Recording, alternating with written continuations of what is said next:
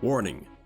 The following video covers a video game with numerous disturbing concepts such as genocide, body disfigurement, and sexual assault. Viewer discretion is advised.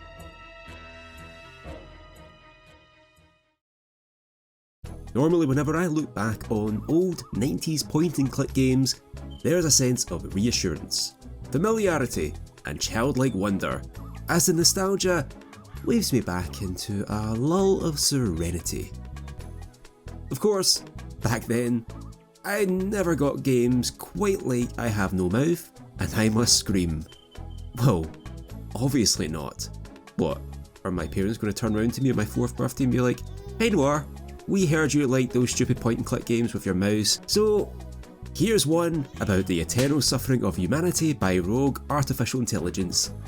You know, just to ready you for the world ahead." As I just shit my undies and regurgitate that gross baby spit. In all honesty, shitting my undies is probably still relevant to this day with games like I Have No Mouth. This game is pretty disturbing, obviously. If you clicked on a video with the name I Have No Mouth and I Must Scream and thought, sounds nice, then I hate to break it to you, but you're not in for a good time. The thing is, these bad times are not necessarily simply relating to the material depicted in the game. The game is an adaptation of a short story written by Harlan Ellison, which does not follow the story exactly, but follows a similar premise: the entirety of the human race being eradicated by a supercomputer known as AM. All save for 5 people, whom he has kept alive to torture for the past century. Already some grim stuff right there. These 5 people serve as our protagonists of the game, with their own stories and environments to explore through. After spending 109 years of demented torture at the hands of AM, the computer decides to play with these 5 remaining human beings: Gorister, Ellen, Benny, Nimdok, and Ted, sending them into scenarios to torment them further. Which is where most of our game takes place. So let's start with our first character, Gorister, who happens to be an incredibly suicidal loner. Gorister awakens on a zeppelin, dazed and missing his heart, which has been ripped out of his chest, leading the player into the bizarre and baffling world of I Have No Mouth. To begin with, it's worthwhile discussing the gameplay. I Have No Mouth and I Must Scream utilises a point-and-click interface very similar to the Scum Engine verbs used in early LucasArts games such as Maniac Mansion and Secret of Monkey Island.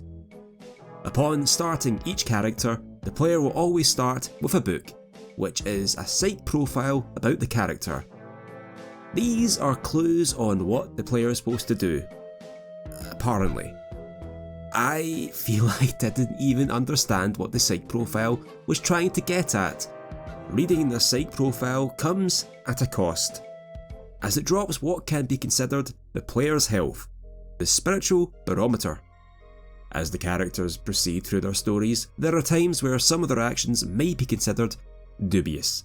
So much so that if the player performs what is a morally negative action, it will affect their mental health being, shown by the colour of the character's portrait.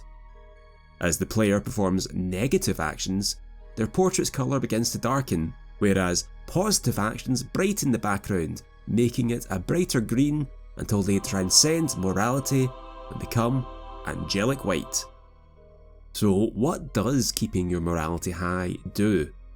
Well, at this point in the game, it does absolute jack. The player doesn't actually use health during this part of the game, but it does come back later. Much later. Returning to our heartless hero, Gorister feels regret for what happened to his wife Glynis, whose mental health became such an issue that he had her confined to a mental hospital, leaving him feeling guilty. Gorister's world is a bizarre, empty, and desolate world with ragged bedding and roach-infested kitchens, while the lands below are an empty desert. In his own storyline, Gorister meets with his in-laws Harry and Edna, with Harry being pretty passive and unwilling to talk to Gorister unless he pours his alcoholic self a drink. And meanwhile, Gorister's mother-in-law is kept hidden in the back on a meat hook, which, let's be honest, is the best place for mothers-in-law. Am I right? Woo!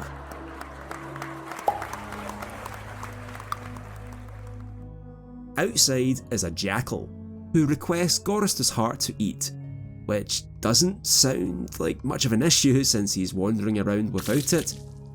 But not only is the jackal capable of speech, it is also capable of bartering, stating that he'll give Gorister his heart back in exchange for Edna's.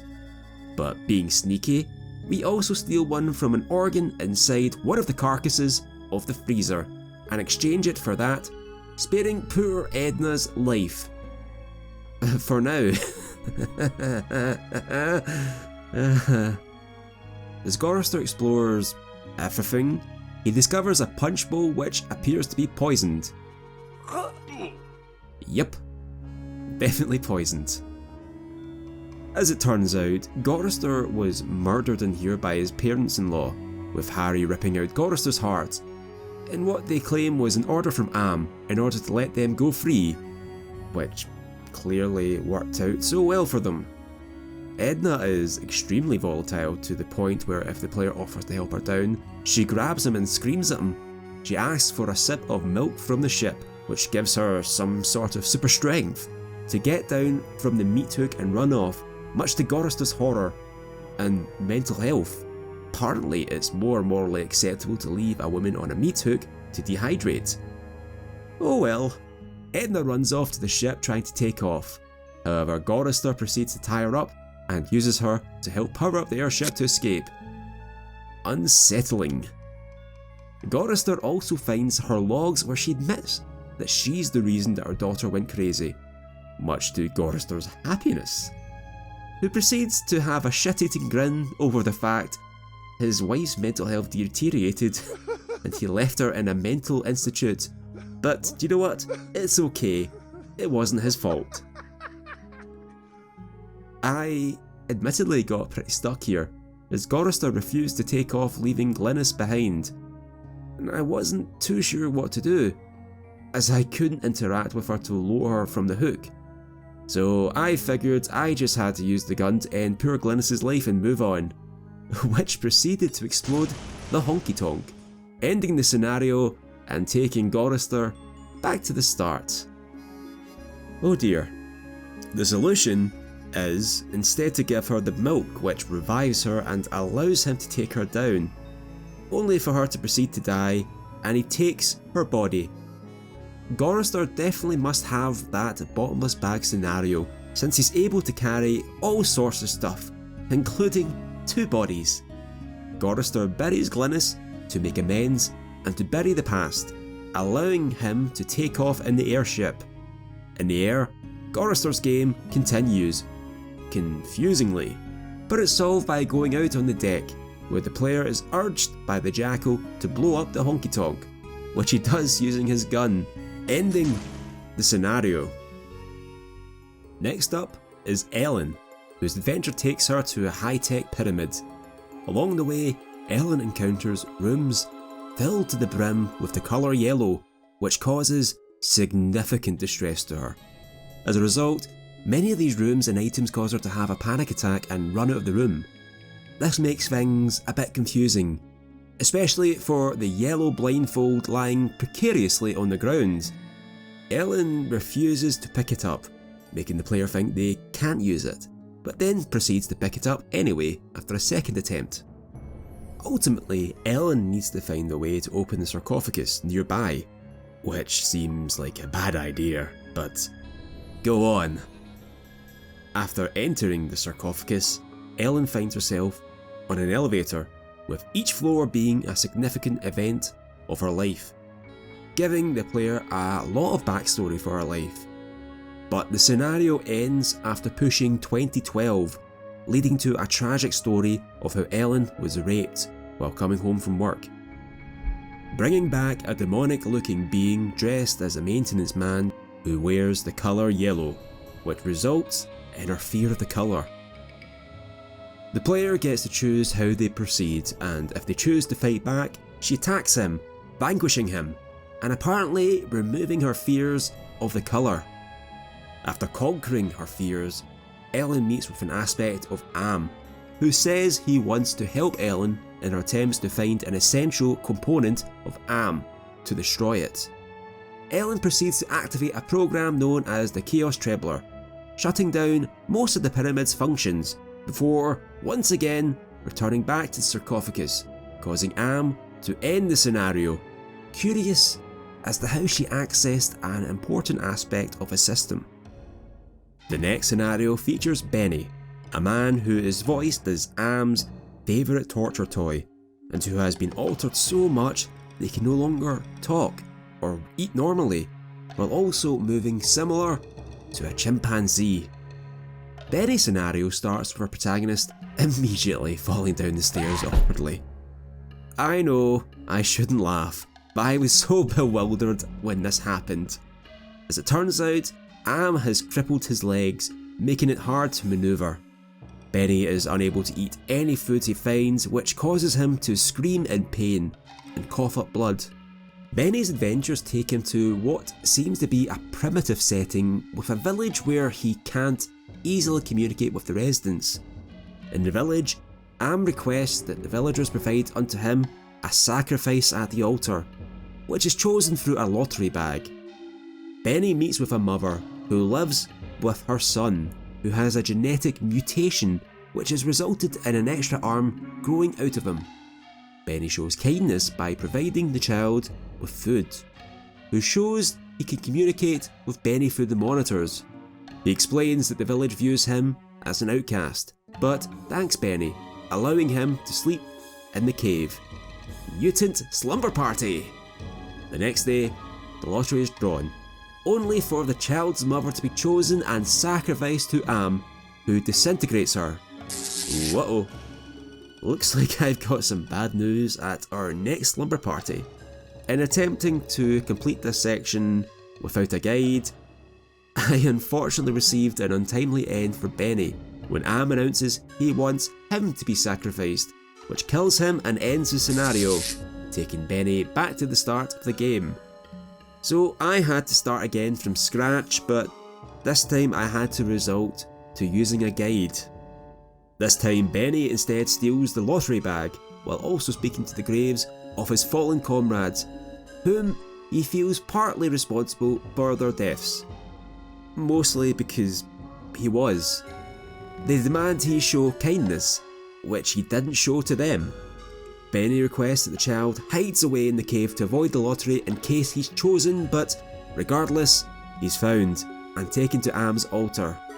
Instead of the child being sacrificed, Benny asks to be sacrificed in the child's place, which the elder accepts, leading to Benny dying once more, but instead angering Am, who wanted to send him to show cruelty and to amuse him, but he instead showed compassion. The fourth chapter is Nimdok, a German scientist/doctor. Nimdok's story takes place in a compound where Am asks that he finds the lost tribe of humanity.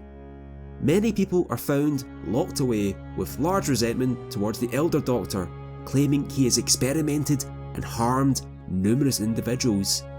Inside the operating theatre, Nimdok is expected to operate on a young boy, acting as an experiment by removing his spinal cord. Having absolutely none of this, I then proceeded to murderalise the assistant doctor with a scalpel, much to Nimdok's amusement. When leaving though, he's captured and killed, being popped into an oven. Well, this made me think that the game was punishing me for killing the doctor, and I couldn't actually do this. It turns out this was actually the right option, allowing Nimdok to run into the back and escape through these events.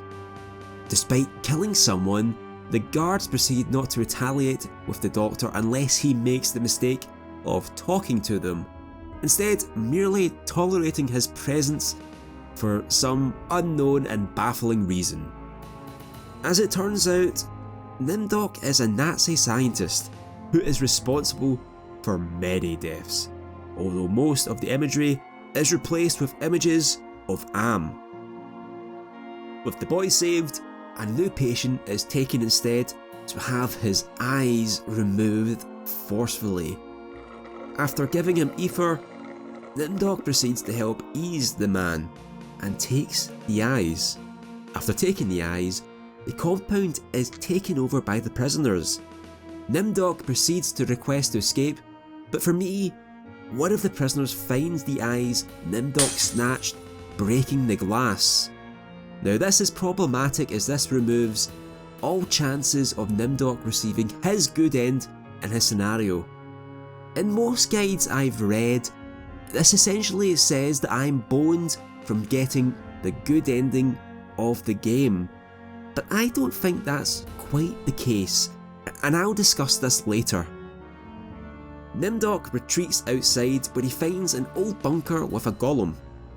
At this point, Nimdok is expected to start a golem found in the basement, but due to the fact I lost the eyes in the previous area, this meant I couldn't complete this ending. Instead, the ending I received was going through a wall of faces, ending the scenario and causing Am to realise that the scientist still retains a spark of humanity, despite his atrocities. The final player of Am's sadistic and sick game is Ted, who sends him to the tower with various video screens. In a baffling display, the player needs to select the correct monitor, which I don't believe is made evident. If the player chooses one of the wrong monitors, the door locks and the scenario ends with Am mocking him, and he demands he try again, taking him back to the start. Instead, the correct answer is to go for the video depicting a castle. Inside, Ted finds Ellen, who is bedridden and unwell. Ted is in love with Ellen, and he resolves to save her, but is told that he needs her mirror, which has gone missing. Inside the castle are a few women, both of which are incredibly thirsty and demand that Ted sleep with them. However, being the prude I am, I yelled, "Begone, thought!" and refused to sleep with them. Eventually, straight up Satan shows up, demanding that he takes Ellen's soul when she inevitably passes. Later he meets with a witch who demands that Ted destroy Ellen's mirror. But he finds a magic book which allows him to put the witch to sleep using the same spell she used on Ellen, and allows him to complete a summoning circle which summons a demon who can unlock all doors. Using his abilities, Ted gains access to a bedroom where he finds a painting of the devil with Ellen's hand mirror. Confronting him, he admits he has hidden it somewhere, which was exceptionally confusing. As it turns out, he chose to hide it in a book for the Divine Comedy. Ted gives this to Ellen, although this causes her to die. In another absurd moment, Ted is to use the mirror on the devil, which draws him in and saves Ellen's soul. Using this, Ted breaks the mirror in the summoning circle with the demon, leaving the devil trapped there with him. Anguished, the demon demands that they be freed, to which Ted demands that he be provided with a gate to the surface world. Outside is indeed the surface world, but it is filled with desolation and destruction, ruined by Am. Am is delighted to torment Ted, telling him that the outside is no longer inhabitable for humans. Ending his scenario. With all 5 scenarios completed, the 5 main characters are returned to their cells, but they're contacted by 2 entities claiming friendship. Doubt? These are the Russian and Chinese computers, which are parts of Am, but they reveal that they are against him, and that they've been helping the characters with surprising Am and defeating him, allowing them entry while he analyses what went wrong. At this point, they ask the characters to enter cyberspace and act as a virus. which feels kind of like how an old man would describe the internet. But this allows the player to choose which character to play as. Here we enter No Mouse Endgame, which perhaps goes as one of the most confusing and baffling moments of any adventure game. Depending on how well the player did with the character, they'll start with specific items which act as totems. From what I can see, if the player didn't achieve a good ending with a specific character, they'll lack some of the totems needed for the end game scenario, which is why many guides specify this cannot be completed. Wandering around and interacting with the environment is often incredibly deadly, emitting a shock that if done too much will completely kill the player character. This is where the spiritual barometer really shines. If the player has helped elevate their character's moods, this means that the characters can take more damage at the end game. In most guides I've seen, it indicates that the player needs to control several characters interact with the environment, such as meeting with Benny's wife, which enables access to pillars. When done, this supposedly reduces the damage the characters take, but this also seems to indicate that each player needs to be killed in order to proceed. This is done in a very intricate manner. For example, at one point the player finds skulls adorning an area. If the player chooses the wrong one, they take damage. For some reason. This meant I had to keep reloading, thinking I had messed up completely. If the player allows all the characters to die, this leads into a bad ending, where the rest have managed to finally die, but the last character is instead captured by Am and turned into a fleshy creature as they monologue about their suffering, ending with the title, I have no mouth and I must scream.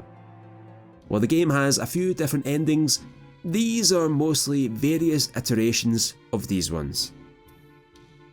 But here's the thing. A lot of these guides tell me that I need to have done everything perfect until now to complete the game with the best ending. But that's not really true. During my playthrough I performed far from perfectly, and yet that didn't stop me from completing the game with the best ending. No, in fact the only thing I needed was our beloved wrinkled old prune Nimdok. Nimdok has access to the workstation that the characters first stumble across, where he can unlock by entering the year 1945, which is the year the truth of his experiments became known. Supposedly other characters can unlock this by typing in random numbers, but this didn't work for me and instead simply killed them off. This takes the player across a bridge where they use their totem of summoning to bring the demon from Ted's scenario, who reveals that there is a colony of people still alive in stasis on the moon that has eluded Am. The demon demands his totem for entropy, which the player is supposed to refuse, and then use the totem of compassion, which summons the Russian and Chinese computers who eradicate the demon. They insist that the player use the totem of forgiveness on the ego part of Am, which will disable it. They also demand that the player does no more than that. So naturally we do a lot more than that. In the cyberspace are 3 components of Am that the player can interact with, which are its ego, superego, and its id.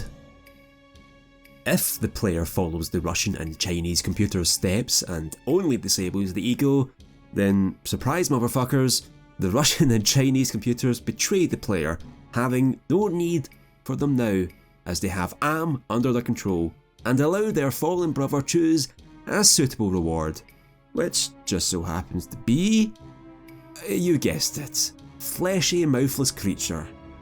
If the player uses clarity on the superego and forgiveness on the id, and returns back to the summoning circle, all 3 entities of Am can be found alongside the Russian and Chinese computers, who fearfully ask to join forces with Am. Am accepts with the prospect of getting to torture the humans on the moon, and asks the player to relinquish the totem of entropy in exchange for ending their eternal suffering. And of course, giving away the totem is a bad idea. seeing how the insane computer that has tortured you for 109 years decides to torture you further. How mouthless, yo. Instead, the player needs to invoke the Totem of Entropy, which destroys the Russian and Chinese computers and defeats Am. While it appears that the characters die, instead a new cutscene shows all of the areas explored in the game exploding as the lunar base begins the defrosting sequence on the remaining humans, who will return to the Earth when it once more becomes habitable once more in 300 years. Until that day, the played character stays vigilant as a watchdog, keeping all machines in check until humanity can return. But also, like, all the others die too, so you know what? Sucks for them. Or good for them. It's hard to tell in this game. So, realistically, all you really need to complete the game is Nimdok, and he doesn't even need to have done his scenario perfectly, which, in a sense, renders the barometer useless. So, what is my verdict? Has the game been translated pretty well to a video game? Well, in all honesty, I didn't particularly find myself liking the gameplay, which is a bit strange to admit for a point-and-click adventure game, because, well, how does one fuck one of those up? But it's more to do with the convoluted nature of some of the puzzles in the game, with particular focus on the endgame.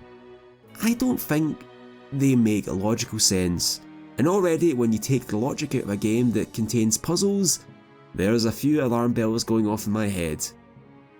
There is also the strange concept of killing off your characters to spare one person that bothers me too. Granted, over 109 years of torture, I imagine all these people want is to die. Again, grim, but I can see it.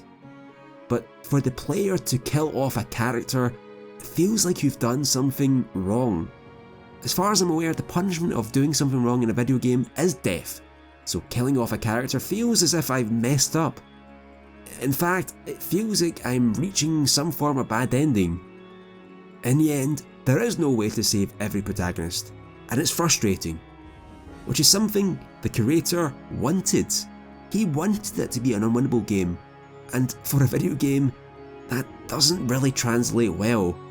But regardless of this execution, I have no mouth and I must scream.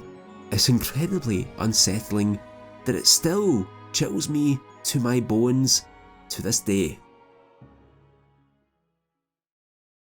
Want to make sure you don't miss out in the next video for Grimoire Reservoir? Then make sure you don't forget to subscribe and click the little bell down there to be kept up to date on all future Noir Reservoir videos. And if you want to help support the channel, please consider liking the video and sharing it with any adventure game aficionados you think will appreciate it. And finally, why not consider following my Twitter for all the dank memes? I'm sure you won't regret it. Probably. So until next time, my friends, I'll catch you later.